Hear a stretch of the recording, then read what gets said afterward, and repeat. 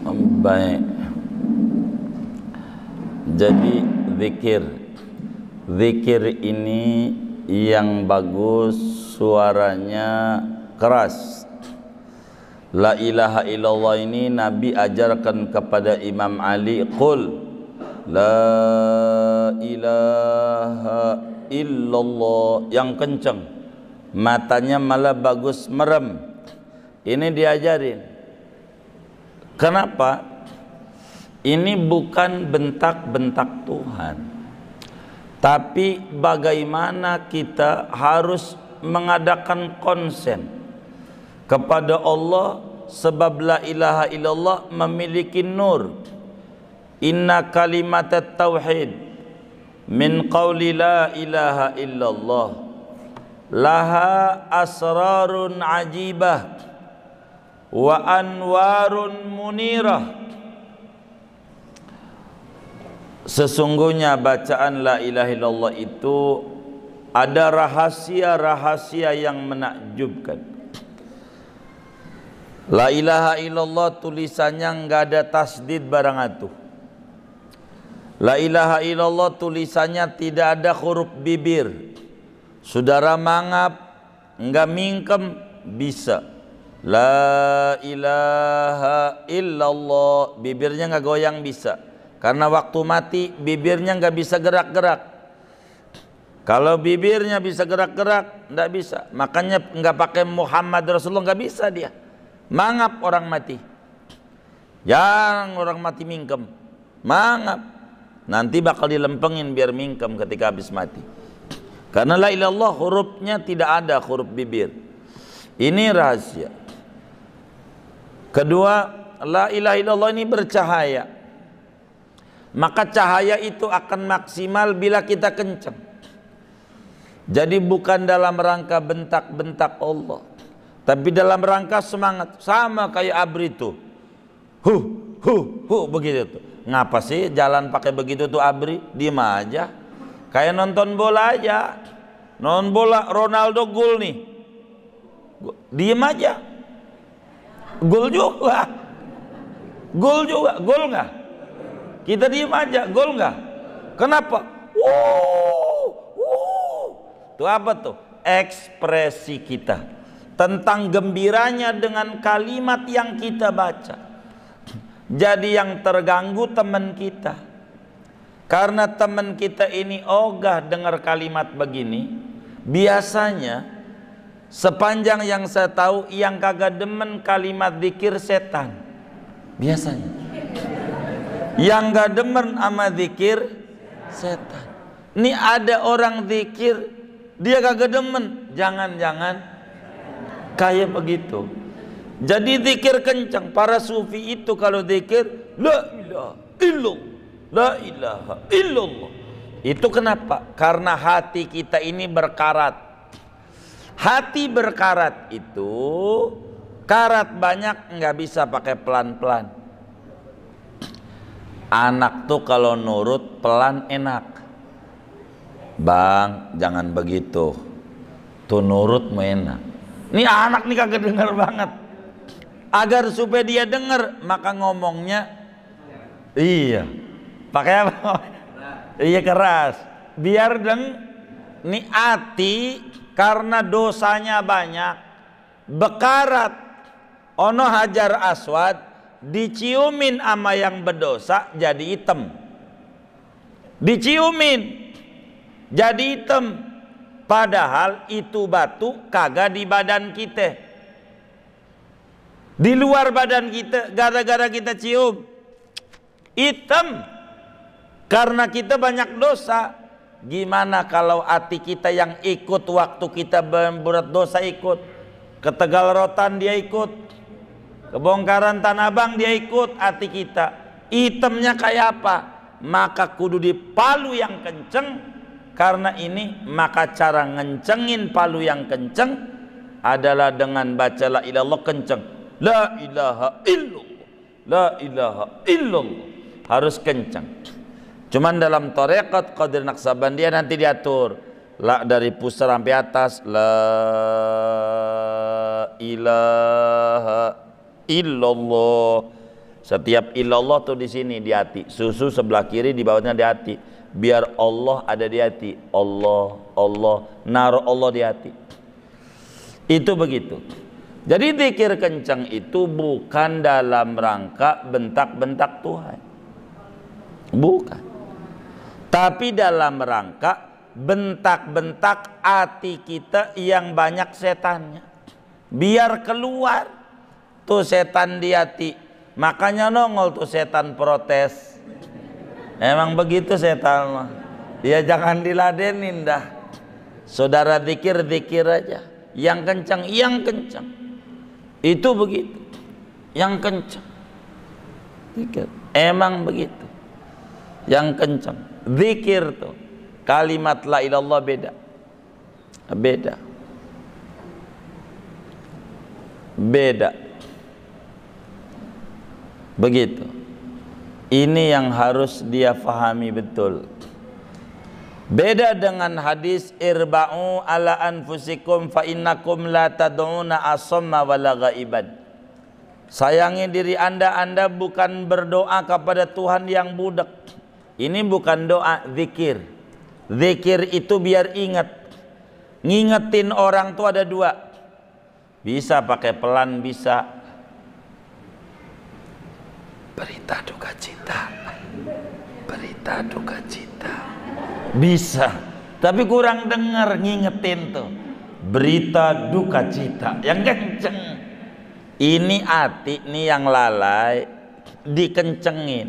Niat kenceng ini bukan ngebentak-bentak Tuhan, ngebentak-bentak setan yang ada di hati biar keluar. Maka siapa yang protes itu dah gitu aja. Jadi zikir di aulia tuh kencang. Zikir kenapa enggak pelan? Emang Tuhan enggak dengar? Begini. Kenapa ini zikir kencang? Kalau saya zikir di makbarah aulia tuh pelan. Ini jamaah ini, itu guru baca apa? Bingung juga. Kalau mendingan begini nih gua bengong-bengong, mendingan pulang aja kalau tahu begini. Kan gua kagak ngerti apa yang dibaca itu dari awal sampai akhir. Maka kenceng ini nuntun jamaah biar faham cara-cara berzikir, memohon kepada Allah Subhanahu wa ta'ala yang disebut tawassuliyah. Bagaimana aurat tawassul supaya bisa difahami. Oleh karena itu saudara yang biasa kencang, lihat para sufi itu biasanya zikir aulia kencang. Para sufi di Mesir itu kencang zikirnya, kencang kalau di Mesir.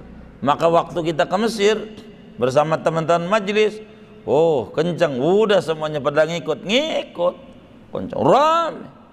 Bukan bentak-bentak Tuhan, tapi ngerapihin hati yang banyak melengnya biar dia fokus, konsentrasi penuh kepada Allah. Kurang lebih demikian. Nanti panjangnya, waktu kami sempit, wallahu alam. Kedua,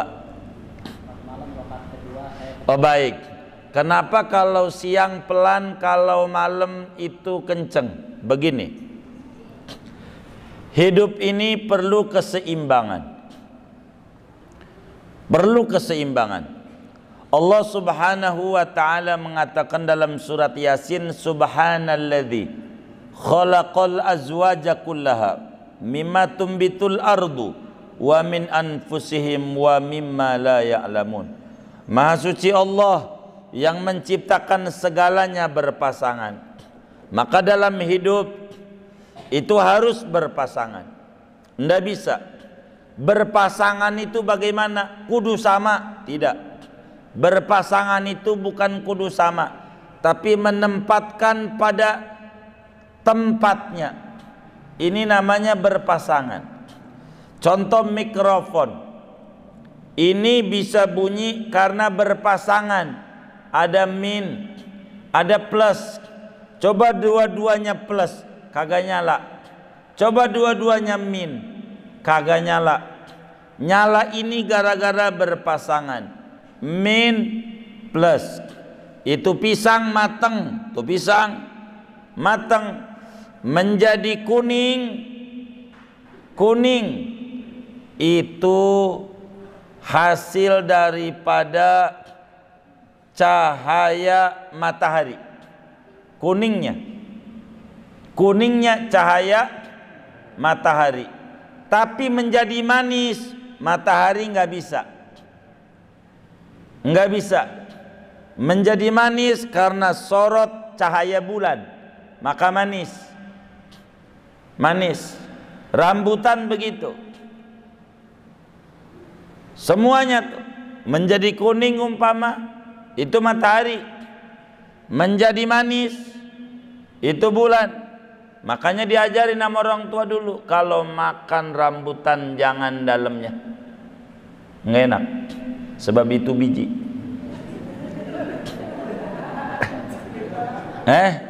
Iya, tengahnya aja, jangan dalamnya. Luarnya jangan, kulit. Ini begini, supaya kita bisa fahami betul. Siang itu berisik, saya singkat aja biar saya nggak panjang pada bagian ini. Siang itu berisik, orang hiruk pikuk dengan usaha.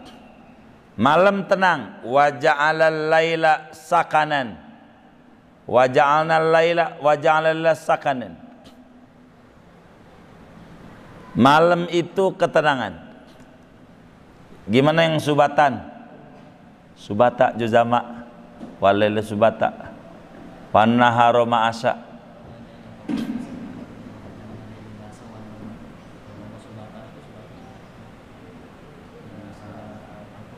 Awal Furqan gimana?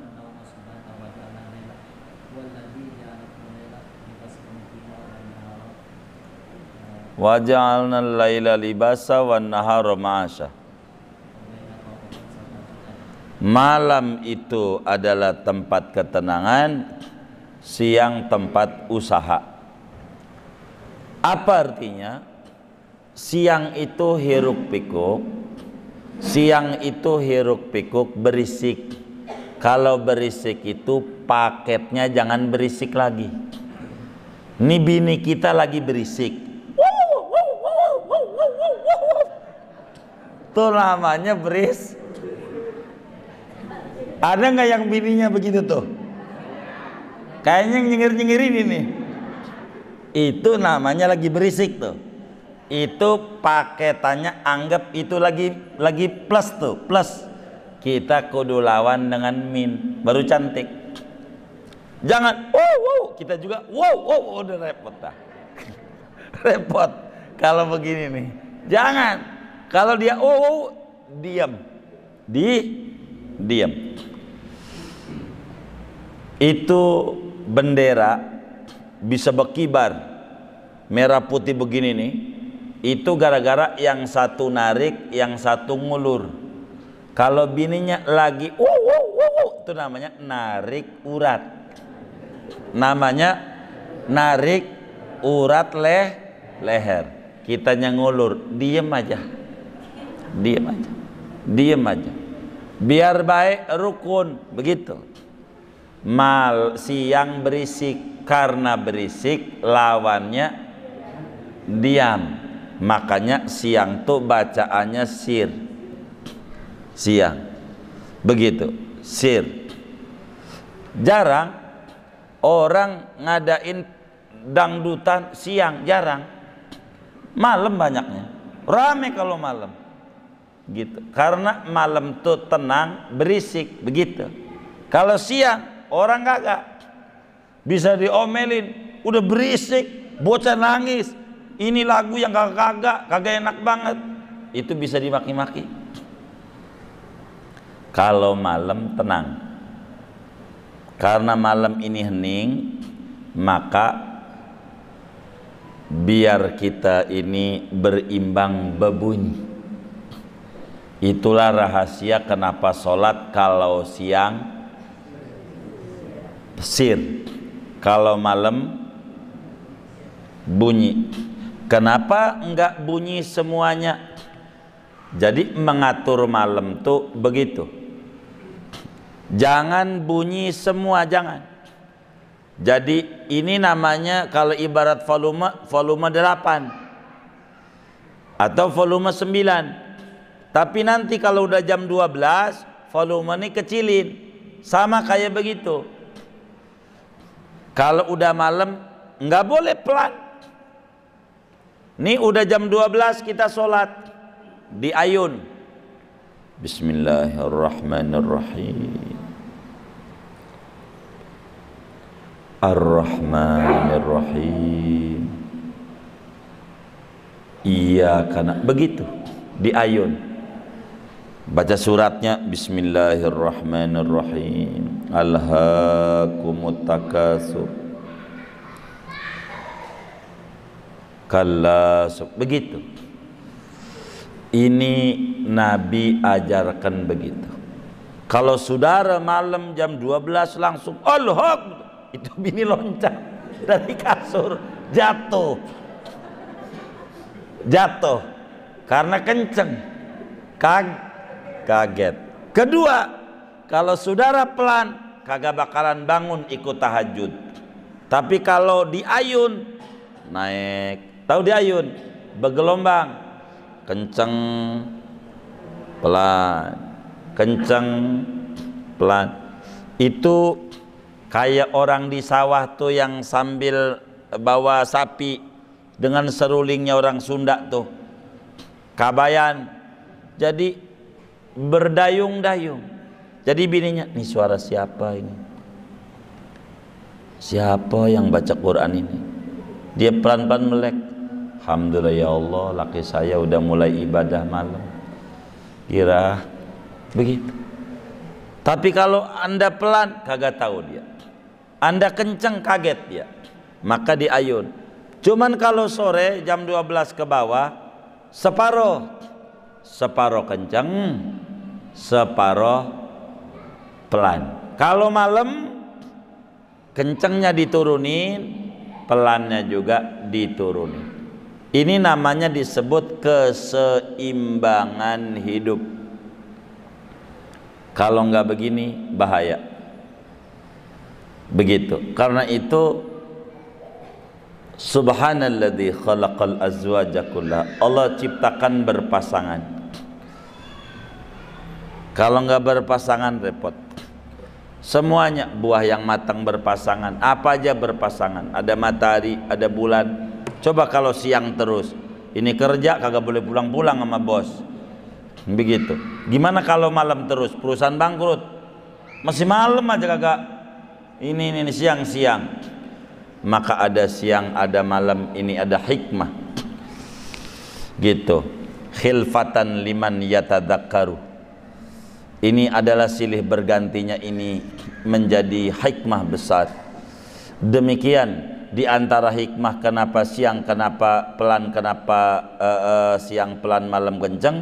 Panjangnya saudara penanya, lihat kitab Hikmatut Tasyri' wa Falsafatuhu karya Al-Imam Al-Jurjawi.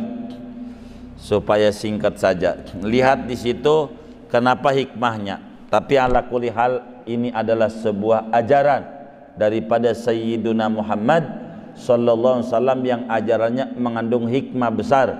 Salah satu hikmahnya apa yang disampaikan panjangnya dalam kitab Hikmatut Tasyri' wa Falsafatuhu pada materi pertanyaan seperti yang saudara tanya. Kemudian apa lagi tuh?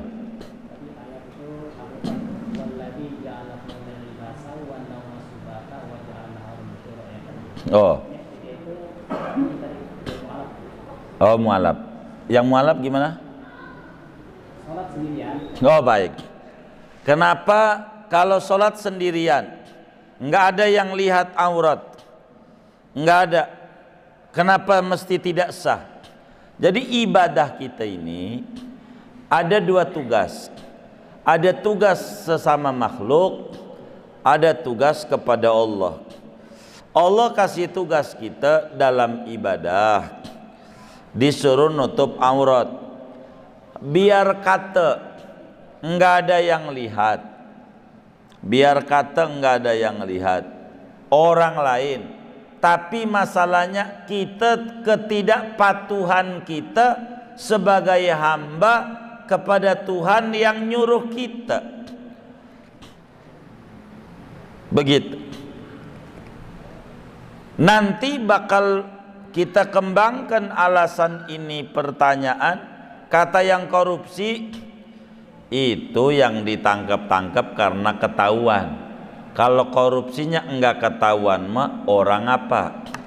Karena enggak ketahuan sama orang. Jadi sholat juga begitu. Kalau enggak ketahuan nama orang mau biar kita telanjang bulat, orang apa? Enggak begitu. Ada peraturan. Disinilah yang disebut iman berperan. Keimanan kita sama Allah akan redho dengan aturan Allah. Keimanan kita kepada Rasulullah akan redho dengan hukum yang disampaikan oleh Rasulullah dari Allah. Maka orang sholat itu khudhu zinatakum inda kulli masjidin. Surat apa ini saudari? Al-A'raf. Karena beliau hafal Quran, kalau bagian surat saya kagak hafal. Kalau bagian ayat-ayat hukum saya sedikit banyak hafal. Khudhu zinatakum maknanya pakai pakaianmu ketika mau sholat. Inda kulli masjidin itu inda kulli sholatin tafsirnya. Kita sholat itu disuruh memakai pakaian menutup aurat dengan ketentuan aurat yang sudah diatur. Walaupun kita sendiri, walaupun kita rame-rame tapi gelap gulita, teman kita aja nggak lihat punya kita, tetap saja wajib menutup aurat. Sebab menutup aurat merupakan syarat di antara sah sholat. Mau ada orang atau tidak, mau gelap atau tidak. Karena ini sudah menjadi peraturan Allah. Disinilah diuji keimanan kita. Enggak ada siapa-siapa, bagaimana kita dengan Allah. Sehingga kita ibadah penuh dengan ketulusan, ibadah penuh dengan keseriusan, mematuhi perintah Allah dengan sebenar-benarnya. Kurang lebih demikian. Wallahu a'lam bishawab. Wa sallallahu wasallam ala kharis Muhammadin wa ala alihi wasallam. Alhamdulillah rabbil alamin.